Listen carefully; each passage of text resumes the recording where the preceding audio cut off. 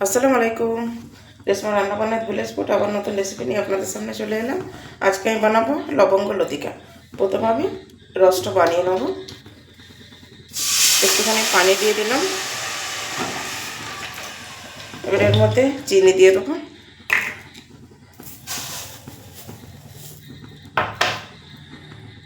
দেখুন পানিটা ফুটে গেছে, এর মধ্যে এবারে দুটো এলাচ, একটু লেবুর রস দিয়ে দেবো। আমি চিনি পানি সমান সমানই দিয়েছি। দেখুন রসটা হয়ে গেছে, এবার আমি ছেঁকে নেবো, এই ফেনা ফেনা ভাবগুলো চলে যাবে। এবারে পুরটা বানিয়ে নেবো। এবারে একটু পানি দিচ্ছি, এর মধ্যে চিনিটা দিয়ে দেবো।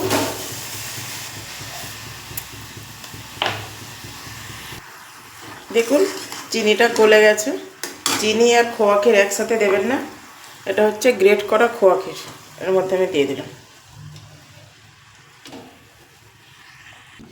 দেখুন এই থালাটার মধ্যে আমি একটু তেল লাগিয়ে নিয়েছি। এবারে পুরটা হয়ে গেছে, নামিয়ে নেবো। দেখুন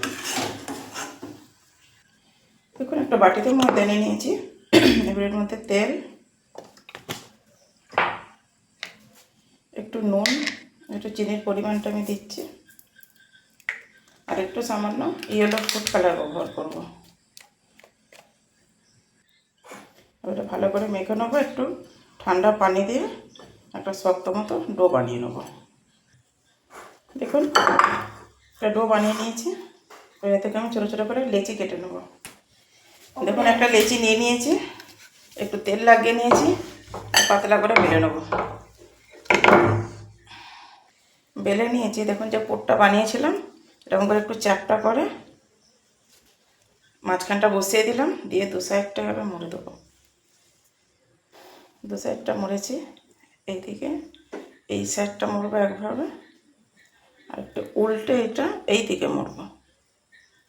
দেখুন এটা মাঝখানে একটা লবঙ্গ নিয়ে এভাবে গেঁথে দেবো। দেখুন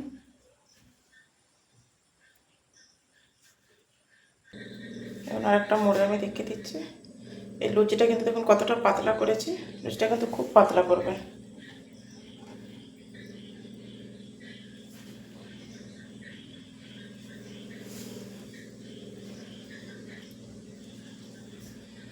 খোয়া ক্ষীরটা দেওয়ার পর কিন্তু বেশিক্ষণ নাড়াচাড়া করবে না, তাহলে কিন্তু টাইট হয়ে যাবে। দেখুন এভাবে আমি প্রত্যেকটা লবঙ্গগুলো থেকে বানিয়ে নেবো।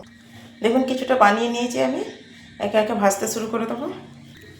তেলটা দেখুন গরম হয়ে গেছে, এবার আমি একে একে দিয়ে দেবো।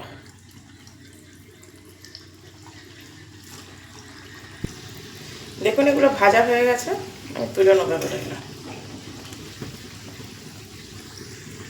দেখুন লতিকাগুলো হয়ে গেছে, এতে কালারটা একটু কম হয়েছে, আপনার আরেকটু একটু ডিপ করবেন। এবার রসটা আমি ঢেলে দিচ্ছি, আর রসটা ঠান্ডা হয়ে গেছে। দেখুন আধ ঘন্টার মতো আমি রসের মধ্যে লবঙ্গ লতিকাগুলোকে রেখেছিলাম। দেখুন কতটা নরম হয়েছে, দেখুন রস ভেতর পর্যন্ত ঢুকেছে, বুঝতে পারছেন। দেখুন এবার এর মধ্যে আমি কিছু বাদাম কুচি দিয়ে দেবো। দেখুন অবশ্যই বাড়িতে ট্রাই করবেন, কমেন্টে জানাবেন। যদি ভিডিওটি ভালো লেগে থাকে লাইক কমেন্ট বন্ধুদের মধ্যে শেয়ার করবেন।